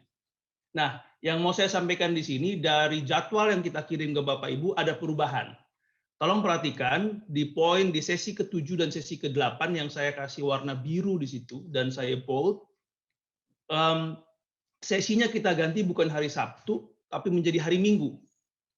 Ya, jadi kan semua sesinya hari Sabtu, tapi khusus 2 sesi itu hari Minggu.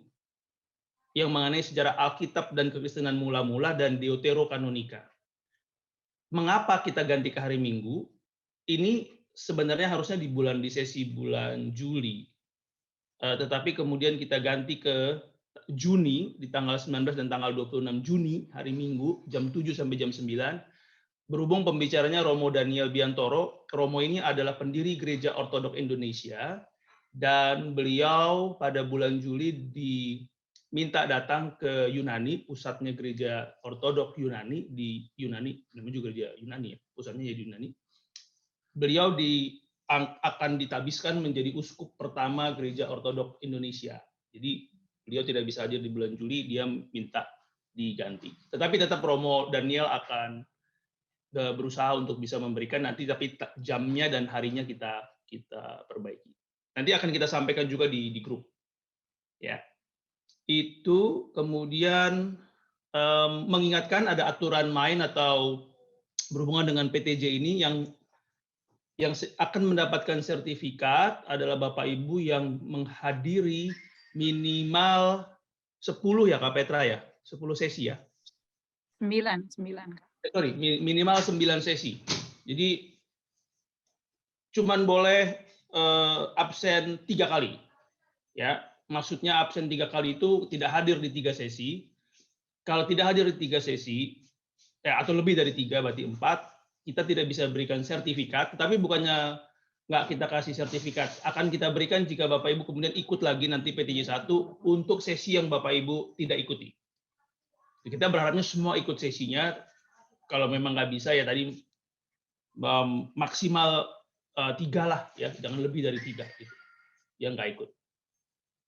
Itu penjelasannya mengenai aturan main kita, dan juga mengenai perubahan untuk jadwal PTJ di sesi yang saya beri tanda biru itu. Baik, saya persilakan Bapak Ibu jika ada yang mau bertanya atau sudah bertanya. Ya. Ini sambil Bapak Ibu sekalian silakan chat atau nanti mau angkat. Oh, Bu Stefani angkat tangan. Oke, untung saya lihat Bu tadi. Silakan Bu, langsung aja. Semuanya. Suara saya ada kah? Suara saya ada kah? Ya, Bu. Ada. Jelas, loud clear Bu. Oke. Salam kenal buat semua. Sebelumnya shalom. Izin bertanya ya Pak, Pak Pendeta Wisnu. Tadi kan menyinggung ya kalau Bapak ada belajar di beberapa gitu ya, beberapa pendidikan gitu kan. Nah, yang saya mau tanya tuh apa gunanya kita belajar dari agama lain gitu ya Pak ya. Kadang kan kita terlalu egois ya, agamaku ya agamaku gitu kan ya. Tanpa kita harus berpikir bahwa tetangga kita, sebelah kita atau orang yang paling dekat dengan kita juga memiliki prinsip hidup dan pandangan hidup sendiri. Nah, itu yang menjadi poin utama pertanyaan saya. Sehingga kalau saya bertemu dengan sepupu kita atau bertemu dengan sanak saudara kita yang berbeda, itu bisa menjadikan diri saya lebih rendah hati. Makasih Pak, itu aja. Siap, langsung Pak, silakan. Terima kasih Bu Stefani, ini luar biasa pertanyaannya. Mengapa kita belajar dari agama-agama lain? Ini pertanyaan yang relevan dengan kehidupan kita karena kita berjumpa dengan kemajemukan di sekitar kita. Tuhan mengutus kita di tengah-tengah dunia untuk mewartakan kabar baik, di tengah-tengah aneka rupa perbedaan dan kemajemukan. Dan karena kabar baik yang harus kita wartakan, maka kita harus memahami perasaan-perasaan apa yang terjadi, apa yang dialami, yang dimengerti oleh saudara kita berdasarkan imannya sendiri secara otentik. Maka dari itu, saya belajar dari agama-agama lain dan bersahabat dengan sahabat-sahabat dari agama lain. Saat ini seminggu sekali ada sahabat saya, ada Kiai Heri Keswanto di Jogja. Ini sering mengirim kabar-kabar tentang apa yang dikerjakan beliau, dan saya sering mengajak umat, pemuda-pemudi, kemudian mahasiswa teologi untuk datang ke pondok pesantren Lintang Songo, tempat Kiai Haji Heri Keswanto itu. Dan kami belajar dari mereka tentang Islam itu seperti apa. Jadi Islam menurut yang diyakini oleh Kiai Heri Keswanto dan komunitasnya. Dari situ kami semakin terbuka makna perbedaan itu sebagai anugerah Tuhan. Kami saling memberkati satu sama lain. Jadi itu contoh bersama Kiai Heri Keswanto. Juga bersama dengan saudara-saudari saya yang Buddhis. Ya, bagaimanapun saya dulu berasal dari keluarga Buddhis, ya, jadi dari situ saya belajar dari mereka bagaimana hidup, seperti apa ajarannya, dan bagaimana kesehariannya. Saya punya sahabat-sahabat di Sekolah Tinggi Agama Buddha Sailendra di Salatiga. Saya belajar dari mereka tentang seperti apa Buddha itu. Saya punya sahabat-sahabat dari Konghucu dan belajar tentang Konghucu dari sumbernya, yaitu teman-teman Konghucu. Dengan begitu, yang pertama, kita belajar untuk menjalin relasi secara jujur. Jadi, mereka juga belajar tentang kekristenan dari saya. Kalau bertanya tentang Allah Tritunggal, saya mengatakan, ya Allah yang saya alami itu ada dalam hidup saya sehari-hari. Setiap hari saya belajar menghidupi cara berkomunikasi seperti Bapa, Anak, dan Roh Kudus yang penuh kasih, yang menghormati, yang mencoba untuk menerima perbedaan. Itulah yang saya ceritakan. Jadi perjumpaan itu perjumpaan yang jujur, di mana kami dengar-dengaran satu sama lain. Itulah dialog yang hidup.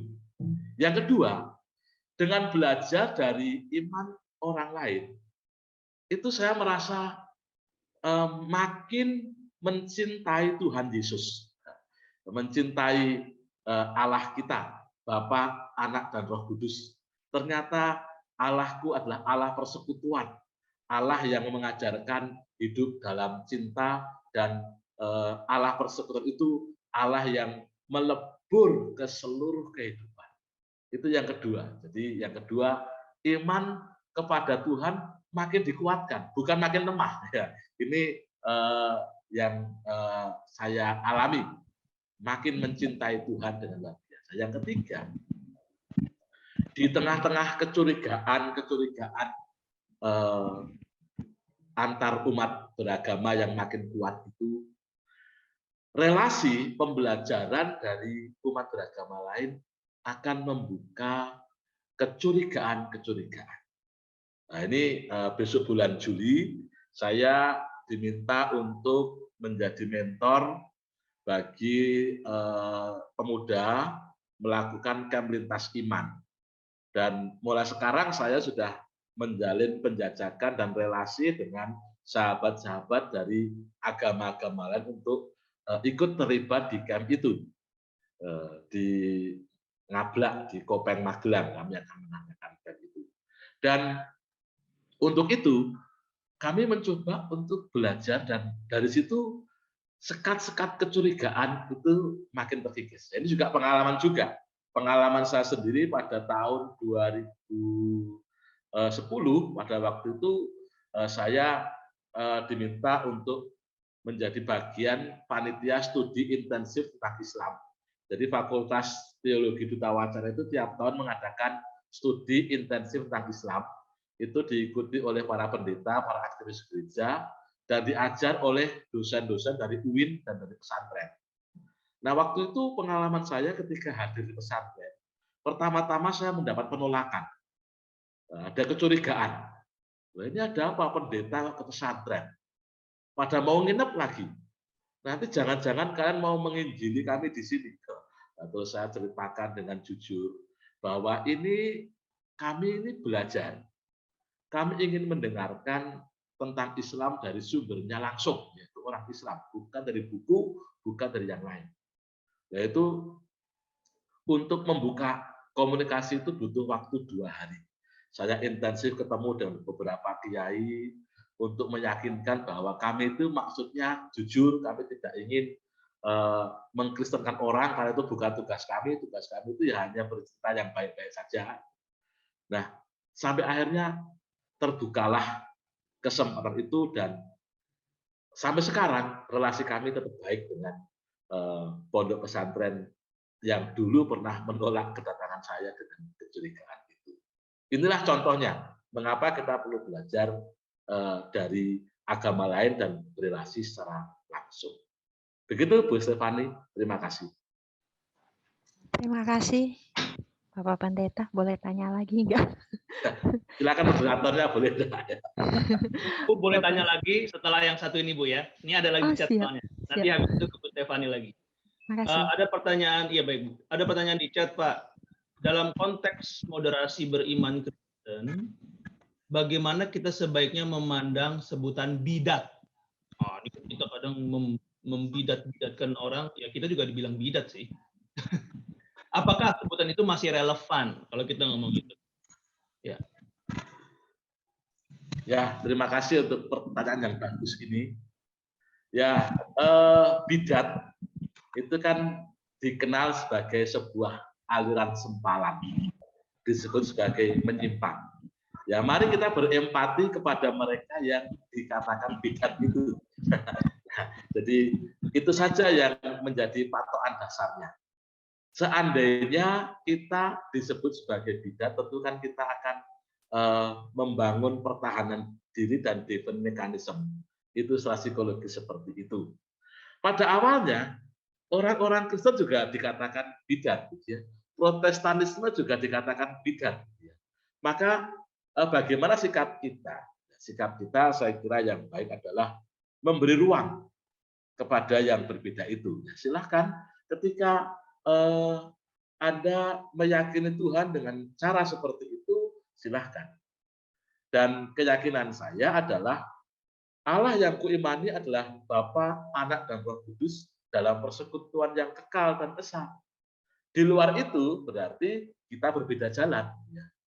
Selama dalam koridor Bapa, Anak, dan Roh Kudus, saya berjalan bersama Anda sebagai orang Kristen. Namun kalau di luar itu tidak mengakui Yesus adalah Tuhan, saya mengatakan ya kita berarti berjalan di jalan yang berbeda. Namun saya menghormati Anda. Karena mungkin itulah cara Anda memiliki keyakinan. Saya tidak ingin menghakimi Anda ini dan itu. Dan saya tidak akan mengatakan itu bidat. Silahkan saja karena itu keyakinan Anda. Dan itulah yang saya baca dari buku tulisan Pak Yan Aritonang yang beliau mengajarkan pada kita untuk menghindarkan diri dari cara-cara penghakiman terhadap yang lain. Itu cara kita dan saya kira semangat ini akan membuat hidup ini penuh dengan damai sejahtera Allah. Terima kasih. Ya, makasih Pak Pendeta. Tadi Pak Pendeta menyebutkan nama Pak Profesor Yan Aritonang, Bapak Ibu. Pak Yan Aritonang juga akan ada di PTJ kita di sesi kalau nggak salah tadi 9-10 kalau nggak salah mengenai gereja. Jadi nanti kita dengarkan langsung yang tadi Pak Wisnu sampaikan tadi mengenai bidat. Ke Bu Stefani lagi, saya kasih kesempatan satu pertanyaan singkat Bu. Iya, sangat singkat. Terima kasih kesempatannya. Gini Pak Pendeta, ini sih pengalaman ya, pengalaman. Terus emang berbeda agama gitu kan ya. Dia bertanya begini, mungkin karena sikap saya juga, dia bertanyanya gini, bagaimana cara kita humble? Bagaimana kamu bisa bersikap humble dalam posisi keluarga kamu seperti itu? Dia bilang gitu. Aku hanya berpikir gini, kalau saya bilang belajarlah dari Yesus, dia beda agama, mungkin tidak ya. Jadi saya bilang karena dia Buddha, saya bilang belajarlah dari Buddha. Saya juga belajar dari situ. Kenapa? Ajaran Buddha itu tidak sesat, ku bilang gitu kan. Ajaran Buddha itu lebih lembut, ku bilang. Tapi kita juga harus memilah bagaimana cara kita humble. Kalau menurut Anda saya humble, ya inilah saya, apa adanya saya. Tapi cara kamu saya tidak tahu, saya bilang. Tapi belajarlah dari agamamu, dari apa yang bisa kamu pelajari di mana Buddhamu mengajarkan tentang welas asih, aku bilang gitu. Menurut yang jadi pertanyaan saya gini, apakah saya salah untuk menyampaikan hal seperti itu? Terima kasih Pak Pendeta. Terima kasih Bu Stefani. Saya ingin mengatakan seperti yang dikatakan oleh sahabat Ibu kepada Bu Stefani. Anda orang yang humble. Jadi cara menjawab itu sangat menunjukkan kedewasaan diri Bu Stefani dalam berelasi. Dan sikap seperti itu adalah sikap yang diajarkan oleh Tuhan Yesus. Ketika ada orang-orang Yahudi mencobai dia, Tuhan Yesus selalu mengatakan, apa yang tertulis dalam Taurat, itu kan kitab suci orang Yahudi. Dan mereka diajak untuk melihat akar-akar itu. Dengan begitu, mereka akan mengalami Tuhan seperti yang disampaikan oleh Ibu Stefani itu. Luar biasa. Terima kasih, Bu Stefani. Terima kasih Pak Pendeta. Kita masih punya waktu 5 menit, mungkin 1-2 pertanyaan sebelum nanti saya minta iya Pak AB Yulianti boleh. Lalu nanti kita minta tolong Pak Pendeta Wisnu nutup dalam doa ya. Silakan Pak Yulianto. Terima kasih atas kesempatan yang diberikan kepada saya. Saya ingin bertanya kepada Pak Pendeta Wisnu. Gini Pak, kalau saya tidak salah, sekarang ini kan sarjana teologi itu kan dikatakan sarjana sains teologi. Kalau saya tidak salah Pak. Nah, saya ingin tanya apakah teologi itu sebetulnya, kalau Bapak tadi mengatakan bahwa teologi itu kan sebenarnya kan dari perkataan logos dan theo, yang artinya perkataan, dan theo itu artinya Allah. Nah, kalau seperti itu, Pak, apakah juga bisa dikatakan bahwa teologi itu adalah suatu sains? Yang mana sepengetahuan saya, sains itu artinya ilmu pengetahuan, Pak. Jadi, teologi ini sebenarnya adalah, kalau saya mengatakan teologi itu adalah perkataan Allah atau ajaran Kristiani, atau juga bisa dikatakan teologi itu adalah suatu sains sebagai ilmu pengetahuan. Ini pengertiannya gimana Pak Pendeta? Terima kasih atas kesempatan ini. Terima kasih Pak Yulianto. Pak Wisnu saya tambahin tadi yang nyambung dengan pertanyaan Pak Yulianto supaya langsung klop gitu ya.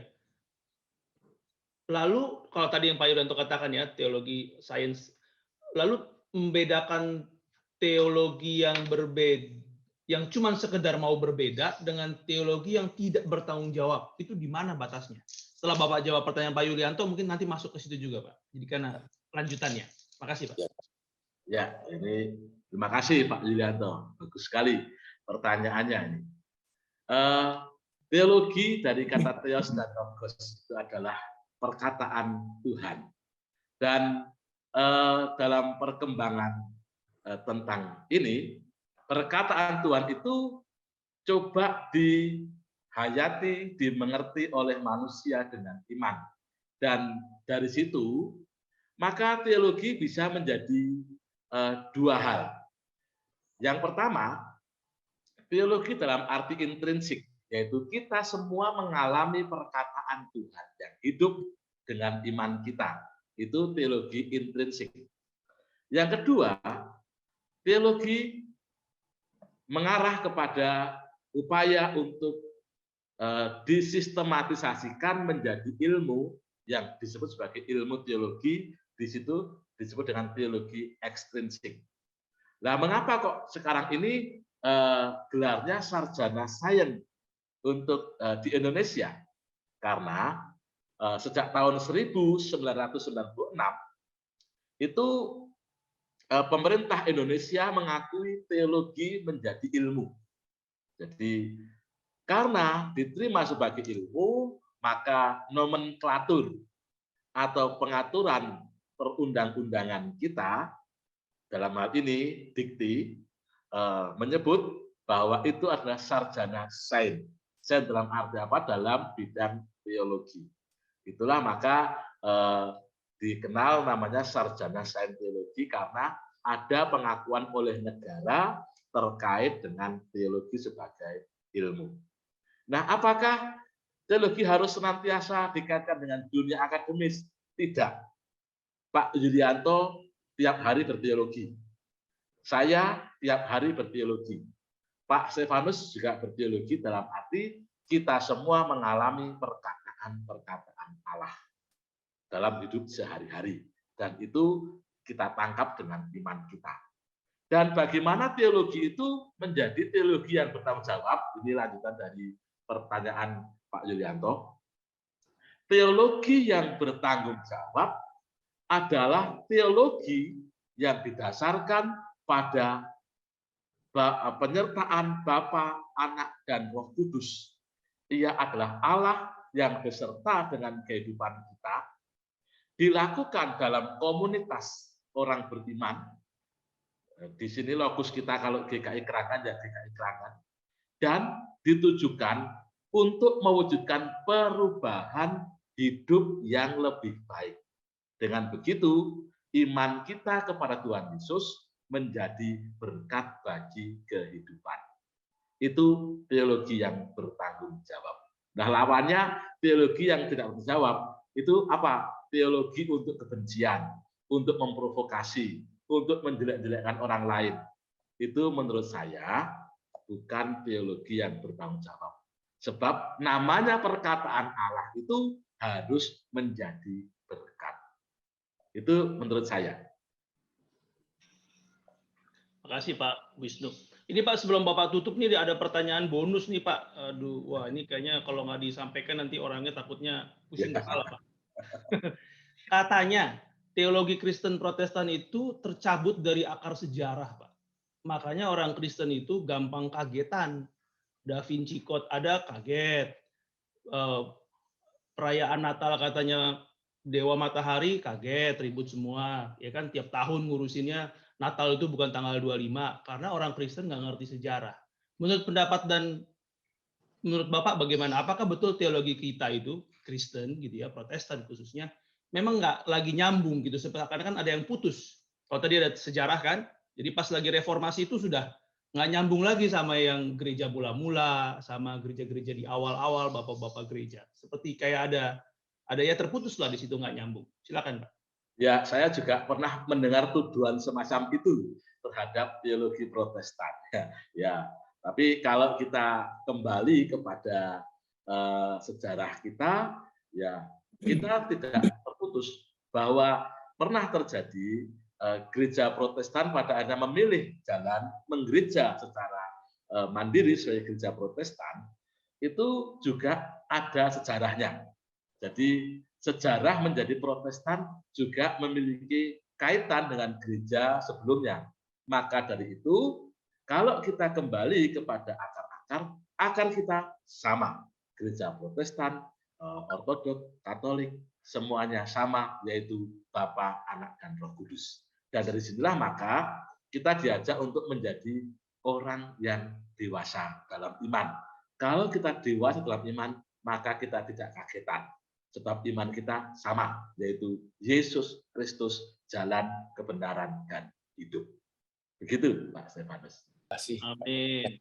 Bapak Ibu, terima kasih banyak. Sampai ketemu di hari Sabtu depan, tanggal 18 Juni, dengan pembicara Pak Henry, ya, Kak Petra, ya? Iya, Pak Kita mulai Henry. masuk ke topik yang sangat menarik juga, Tapi kita ingat tadi yang Pak Wisnu sampaikan, kita masuk ke topik tentang Trinitas Tritunggal, pasti akan makin seru lagi, makin rame lagi, dan semoga kita banyak mendapatkan berkat lewat pembicaraan itu. Terima kasih sekali lagi buat Pendeta Wisnu Sabto yang ada di New York, sangat menginspirasi kita semua. Sampai ketemu Bapak Ibu.